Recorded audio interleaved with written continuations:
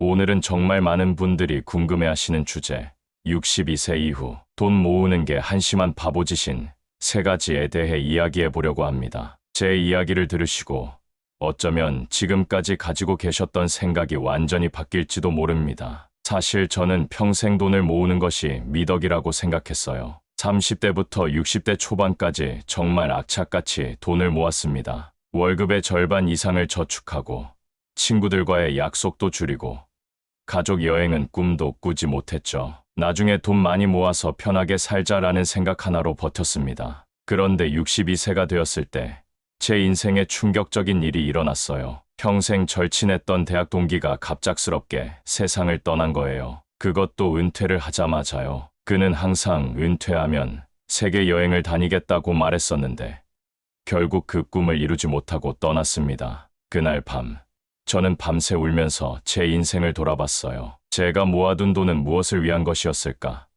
죽을 때까지 통장 잔고만 바라보며 살 것인가? 그 순간 제 인생에 대한 관점이 완전히 바뀌었습니다. 오늘 여러분께 들려드릴 이야기는 제가 실제로 경험하고 깨달은 것들입니다. 62세 이후에 돈만 모으는 것이 얼마나 어리석은 일인지, 그리고 어떻게 하면 진정한 황금 노년을 보낼 수 있는지에 대해 솔직하게 말씀드리겠습니다. 자, 그럼 첫 번째 바보짓부터 말씀드릴게요. 바로 건강을 잃고 나서야 돈의 가치를 깨닫는 것입니다. 제 친구 중에 김 사장이라는 분이 계셨어요. 그분은 70세까지 일하며 부동산을 여러 채 모았습니다. 은퇴 후에 여유롭게 살겠다는 계획이었죠. 하지만 71세에 갑자기 중풍이 와서 반신불수가 되셨어요. 그때부터 그분의 모든 저축은 병원비와 간병인 비용으로 나가기 시작했습니다. 어느 날 병원에 문병 갔을 때 그분이 저에게 말씀하셨어요. 내가 그 돈으로 60대에 여행도 다니고 좋은 음식도 먹고 건강관리도 했더라면 지금 이 고생은 안 했을 텐데. 그 말씀이 제 가슴을 찔렀습니다. 건강이 있을 때 돈을 적절히 쓰지 않으면 결국 그 돈은 병원비로 나가게 됩니다. 이것이 첫 번째 바보짓입니다. 돈을 위해 건강을 희생했다가 나중에 그 돈을 모두 건강을 위해 써야 하는 아이러니한 상황에 처하는 것이죠. 자, 이제 두 번째 바보짓에 대해 말씀드릴게요. 바로 관계를 잃고 나서야 깨닫는 돈의 한계입니다. 제 이웃에 살던 박 선생님은 교직에 계시다가 정년퇴직하신 분이었어요. 그분은 평생 아끼고 절약하며 자녀 교육비를 제외하고는 거의 돈을 쓰지 않으셨습니다. 자녀들에게 너희들 위해서 돈 모으는 거다라고 항상 말씀하셨죠. 그런데 은퇴 후에 무슨 일이 일어났는지 아세요? 자녀들은 각자의 바쁜 삶에 치여 명절에도 찾아오지 않게 되었어요. 가끔 전화는 오지만 그마저도 의무적인 통화에 불과했죠. 박 선생님이 모아둔 거액의 예금 통장은 있었지만 함께 밥 한 끼 먹을 가족은 없었습니다. 어느 날 저와 술 한잔하면서 그분이 눈물을 글썽이며 말씀하셨어요. 내가 돈 모으는 시간에 아이들과 더 많은 추억을 만들었어야 했는데 지금 와서 돈을 준다고 해도 그들의 마음은 돌아오지 않더라. 이것이 두 번째 바보짓입니다. 관계를 희생하며 돈을 모으다가 정작 그 돈을 함께 나눌 사람이 곁에 없게 되는 것이죠. 세 번째 바보짓은 경험과 추억을 위한 투자를 미루는 것입니다. 제 처형은 평생 여행을 꿈꾸셨어요. 은퇴하면 세계 일주를 하겠다고 항상 말씀하셨죠. 그런데 65세에 은퇴하고도 아직은 돈을 더 모아야 해라며 여행을 계속 미루셨어요. 68세에는 건강이 조금 나빠졌지만 여전히 조금만 더 모으자라고 하셨습니다. 결국 72세에 치매 진단을 받으셨고 그 후로는 여행은커녕 집 근처 공원도 혼자 가실 수 없게 되셨어요. 통장에는 수억 원이 있었지만 그 돈으로 이제는 아무것도 할 수 없게 된 거예요. 여러분, 돈은 수단이지 목적이 아닙니다. 특히 62세 이후에는 더욱 그렇습니다. 이미 충분히 노후를 준비해 오셨다면 이제는 그 돈을 인생의 기쁨과 행복을 위해 현명하게 사용할 때입니다. 제가 실제로 경험한 변화에 대해 말씀드릴게요. 62세 이후 제 인생관이 바뀐 뒤 저는 과감히 행동했습니다. 계좌에서 3천만 원을 꺼내 평생 가보고 싶었던 유럽 여행을 다녀왔어요. 16일간의 여행은 제 인생에서 가장 빛나는 순간이 되었습니다. 여러분, 우리 인생에는 행복의 황금 시간대가 있습니다. 바로 건강하게 활동할 수 있는 62세부터 75세까지예요. 이 시기에는 아직 체력도 있고 이동하는데 불편함이 적으며 새로운 경험을 즐길 수 있는 능력이 남아 있습니다. 제 경험을 하나 더 나눠 볼게요. 제 처남은 평생 자동차 부품 공장에서 일하며 돈을 모았어요. 은퇴 후에 세계 일주를 하겠다는 꿈이 있었죠. 하지만 막상 은퇴하고 나니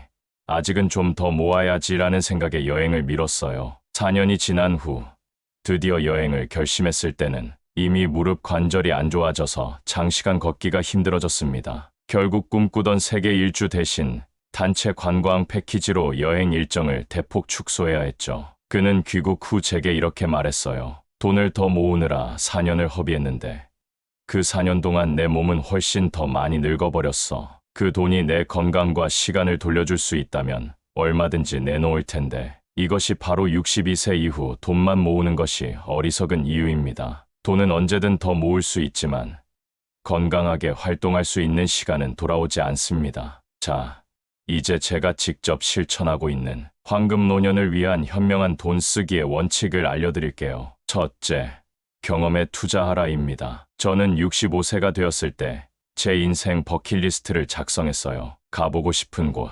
배우고 싶은 것, 경험하고 싶은 것들을 모두 적었죠. 그리고 매년 그중 하나씩을 실천하기로 결심했습니다. 첫 해에는 평생 동경했던 이탈리아 여행을 다녀왔어요. 베니스의 곤돌라를 타고 로마의 콜로세움을 걸으며 피렌체의 예술을 감상했죠. 1,800만 원이라는 적지 않은 돈이 들었지만 그것은 제 인생에서 가장 값진 투자였습니다. 두 번째 해에는 색소폰을 배우기 시작했어요. 젊었을 때 항상 배우고 싶었지만 시간과 돈이 없어 미뤄왔던 꿈이었죠. 좋은 색소폰을 사고 주 2회 레슨을 받기 시작했습니다. 1년이 지난 지금은 간단한 곡을 연주할 수 있게 되었고 색소폰을 부르는 시간이 제 하루 중 가장 행복한 시간이 되었어요. 둘째, 관계에 투자하라입니다. 저는 매달 가족 모임 날을 정해서 전 가족이 함께 모이는 시간을 만들었어요. 좋은 레스토랑을 예약하고 모든 비용을 제가 부담했죠. 처음에는 의무감으로 참석하던 자녀들과 손주들이 이제는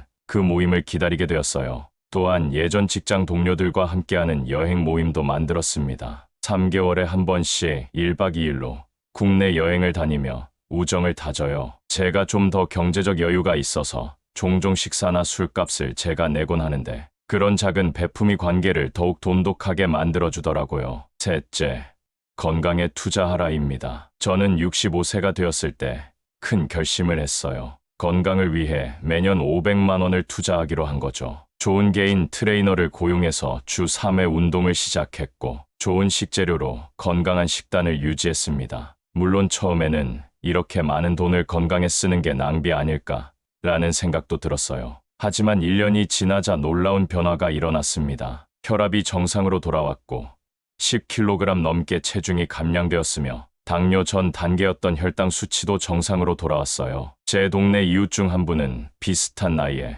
건강에 투자하지 않고 돈만 모으셨는데 결국 70세의 중풍으로 쓰러지셨어요. 그 후로 매달 간병인 비용으로 350만 원씩 지출하고 계십니다. 건강에 미리 투자했다면 이런 고통과 비용을 피할 수 있었을 텐데 말이죠. 자, 이제 여러분께 솔직한 질문을 하나 드릴게요. 여러분은 지금 어떤 삶을 살고 계신가요? 돈을 모으기 위해 인생의 소중한 순간들을 희생하고 계신가요? 아니면 모은 돈으로 의미 있는 경험과 관계를 만들어가고 계신가요? 제가 만난 많은 70대, 80대 어르신들이 가장 많이 하시는 후회의 말씀은 이거예요. 좀 더 일찍 돈을 즐기며 살았더라면. 이 말이 여러분의 후회가 되지 않기를 진심으로 바랍니다. 이제 구체적인 액션 플랜에 대해 말씀드릴게요. 제가 62세 이후 실천했던 현명한 돈 쓰기 5단계 전략입니다. 첫째, 노후 자금 계산하기. 저는 62세가 되었을 때 재무 상담사와 상담을 했어요. 제 평균 수명을 90세로 가정하고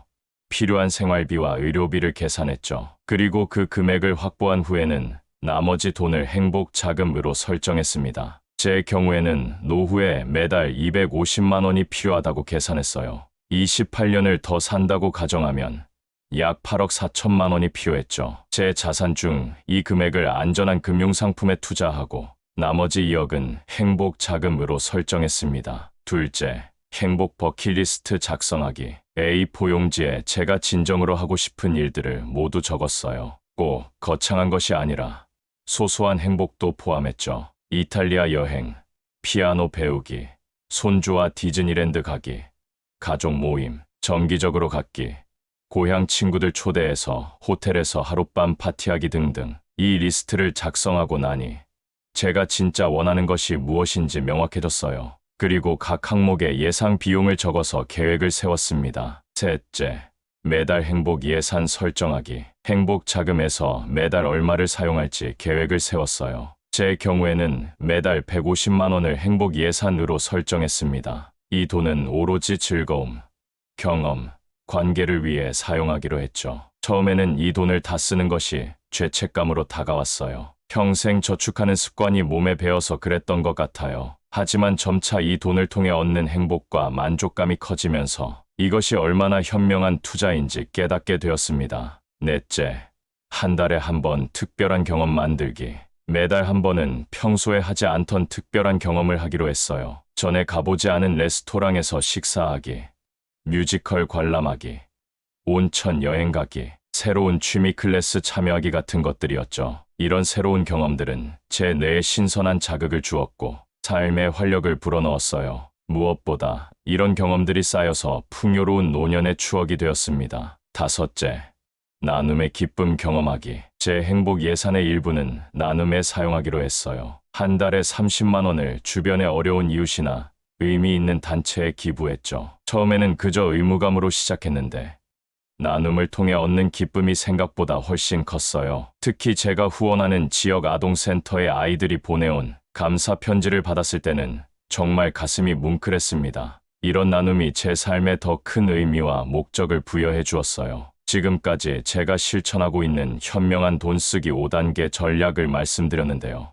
이제 많은 분들이 궁금해하시는 질문에 답해 드릴게요. 그래도 돈을 다 써버리면 나중에 병원비는 어떻게 하나요? 이 질문을 정말 많이 받습니다. 물론 미래의 의료비를 위한 준비는 필요해요. 그래서 제가 말씀드리는 것은 모든 돈을 써버리라가 아니라 필요한 노후 자금을 제외한 나머지를 현명하게 써라입니다. 제 친구 중에 이 선생님이라는 분이 계셨어요. 그분은 평생 돈을 모으고 한 푼도 쓰지 않다가 치매에 걸리셨어요. 그리고 10년 동안 요양원에 계시다가 돌아가셨죠. 그동안 모은 돈 대부분이 요양원비로 나갔고 정작 본인은 그 돈으로 단 한 번의 행복한 경험도 하지 못했습니다. 반면 또 다른 친구인 김 선생은 62세 이후 행복 자금을 설정하고 계획적으로 돈을 썼어요. 건강한 노후를 위한 자금은 안전하게 보관하면서 나머지 돈으로는 취미 생활도 하고 여행도 다니며 행복한 시간을 보냈죠. 그분도 결국 73세에 암 진단을 받으셨지만 병상에서 이런 말씀을 하셨어요. 나는 후회가 없다. 내가 할 수 있는 행복한 경험은 다 해봤으니까. 이 두 분의 차이가 무엇인지 아시겠죠? 그래도 자녀들에게 유산을 남겨야 하지 않을까요? 이것도 많은 분들이 고민하시는 부분이에요. 물론 자녀에게 재산을 남겨주고 싶은 마음은 이해합니다. 하지만 제가 경험한 바로는 자녀들은 부모의 행복한 모습을 보는 것이 가장 큰 선물이라고 말합니다. 제 딸은 이런 말을 했어요. 아버지, 돈 남겨주시는 것보다 건강하고 행복하게 오래 사시는 게 저희에게는 더 중요해요. 그 돈으로 하고 싶으신 거 다 하세요. 이 말을 들었을 때 제 마음이 얼마나 가벼워졌는지 모릅니다. 사실 많은 부모님들이 자녀를 위해 돈을 아끼시지만 정작 자녀들은 부모님이 행복하게 사시길 바랍니다. 게다가 요즘 세대는 부모 세대보다 경제적으로 더 나은 환경에서 살고 있는 경우가 많아요. 그들에게 필요한 것은 물질적 유산보다는 행복한 부모의 모습과 좋은 추억입니다. 제 이웃에 사시는 최 여사님은 평생 자녀들을 위해 돈을 모으셨어요. 그런데 어느 날 그분의 아들이 이런 말을 했다고 해요. 어머니, 저희는 이미 충분히 잘 살고 있어요. 그 돈으로 어머니가 하고 싶으신 일 하세요. 그게 저희에게는 더 큰 기쁨이에요. 그 말을 듣고 최 여사님은 처음으로 해외여행을 다녀오셨어요. 70세에 처음 비행기를 타고 일본 여행을 다녀오신 거죠. 그 여행 후에 최 여사님의 얼굴에서 빛이 나기 시작했어요. 이제는 매년 새로운 나라를 방문하시며 삶의 활력을 찾고 계십니다. 돈을 쓸 줄 모르는데 어떻게 해야 할까요? 평생 절약하며 살아온 분들은 갑자기 돈을 쓰는 것이 어색하고 불편할 수 있어요. 저도 그랬습니다. 처음에는 레스토랑에서 비싼 메뉴를 시키거나 좋은 옷을 사는 것이 죄책감으로 다가왔어요. 제가 이 문제를 극복한 방법은 단계적 접근이었습니다. 처음에는 작은 것부터 시작했어요. 평소보다 조금 더 좋은 식당에서 식사하기, 조금 더 좋은 옷 한 벌 사기 같은 것들이었죠. 그리고 점차 더 큰 경험으로 나아갔어요. 국내 여행, 해외여행, 새로운 취미 생활 등으로 말이죠. 이렇게 단계적으로 접근하니 돈을 쓰는 것에 대한 불편함이 자연스럽게 사라졌습니다. 제 친구 중에 박 선생님이라는 분이 계셨어요. 그분은 평생 공무원으로 일하시며 단 한 번도 호화로운 소비를 해본 적이 없으셨죠. 은퇴 후에도 여전히 가장 저렴한 음식만 드시고 옷도 세일 기간에만 구매하셨어요. 어느 날 제가 그분에게 이제 조금은 자신을 위해 돈을 써보세요 라고 권했더니 이런 대답이 돌아왔어요. 난 돈 쓰는 방법을 모르겠어. 어떻게 시작해야 할지 막막해. 그래서 저는 그분에게 행복 체험 카드를 선물했어요. 매달 한 가지씩 새로운 경험을 할 수 있는 체험권이었죠. 첫 달에는 고급 레스토랑 식사권, 두 번째 달에는 스파 이용권, 세 번째 달에는 뮤지컬 관람권. 이런 식으로요. 처음에는 어색해 하셨지만 점차 이런 경험들을 통해 돈을 쓰는 즐거움을 알게 되셨어요. 지금은 스스로 새로운 경험을 찾아다니며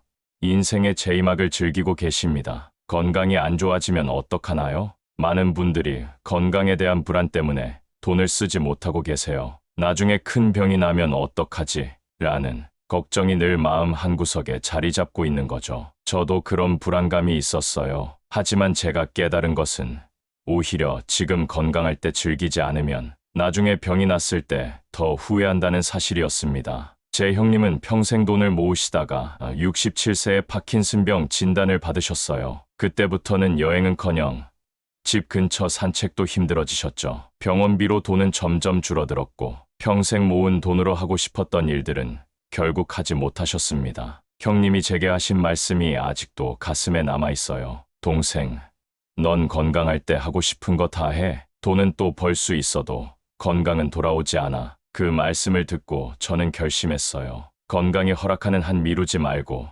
지금 행복을 추구하자고요. 62세 이후의 현명한 투자는 무엇인가요? 많은 분들이 62세 이후에도 돈을 불리는 데 집중하세요. 물론 인플레이션을 고려하면 어느 정도의 자산 증식은 필요합니다. 하지만 이 시기에는 재테크의 개념이 달라져야 해요. 62세 이후의 가장 현명한 투자는 세 가지입니다. 첫째, 건강에 대한 투자입니다. 좋은 음식, 적절한 운동, 정기적인 건강검진 등은 미래의 의료비를 크게 줄여줍니다. 제 경우 매년 500만 원을 건강 유지에 투자했더니 주변 친구들보다 병원비가 훨씬 적게 들었어요. 둘째, 경험에 대한 투자입니다. 여행, 취미, 문화생활 등은 우리의 뇌를 자극하고 삶의 질을 높여줍니다. 이는 단순한 소비가 아닌 우리의 정신적 건강과 행복에 대한 투자입니다. 셋째, 관계에 대한 투자입니다. 가족, 친구, 이웃과의 관계를 돈독히 하는 것은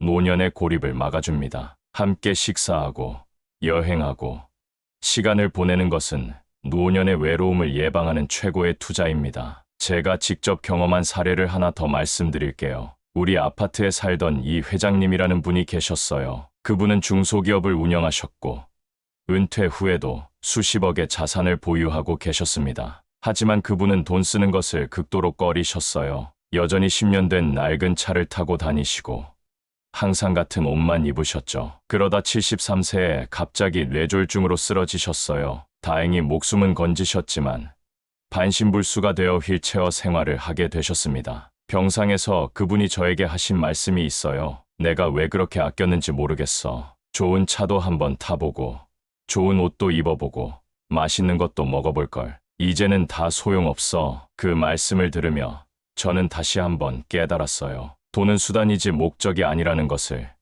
그리고 건강할 때 즐기지 않으면 영원히 그 기회가 사라진다는 것을요. 여러분, 62세 이후의 삶에서 진정으로 중요한 것은 얼마나 많은 돈을 모았는가가 아니라 그 돈으로 얼마나 의미 있는 경험을 했는가입니다. 돈을 아끼는 습관은 좋지만 그것이 인생의 행복을 희생시키는 대가로 이어져서는 안 됩니다. 이제 구체적인 돈 쓰기 시작하기 팁을 몇 가지 알려드릴게요. 첫째, 소소한 행복부터 시작하세요. 처음부터 거창한 소비를 하려고 하지 마세요. 매일 마시던 커피를 편의점 커피 대신 카페 커피로 바꿔보기. 평소보다 조금 더 좋은 식당에서 식사하기 같은 소소한 행복부터 시작하세요. 제가 처음 행복 예산을 실천할 때도 이런 작은 변화부터 시작했어요. 매주 토요일 아침은 동네 카페에서 좋은 커피와 디저트를 즐기는 시간으로 정했죠. 처음에는 5,000원짜리 커피를 마시는 것도 사치처럼 느껴졌지만 이제는 그 시간이 제 일주일의 소소한 행복이 되었습니다. 둘째, 함께 즐기는 경험을 만드세요. 사랑하는 사람들과 함께하는 경험에 투자해보세요. 가족 여행, 친구들과의 식사, 손주들과의 놀이공원 방문 같은 것들이죠. 제 경우에는 매달 한 번씩 손주들을 데리고 놀이공원이나 키즈 카페에 가는 시간을 만들었어요. 처음에는 이렇게 자주 돈을 써도 될까라는 생각이 들었지만 손주들의 웃음소리를 들으며 그런 걱정은 순식간에 사라졌습니다. 셋째, 새로운 취미를 가져보세요. 새로운 취미는 우리 뇌에 활력을 주고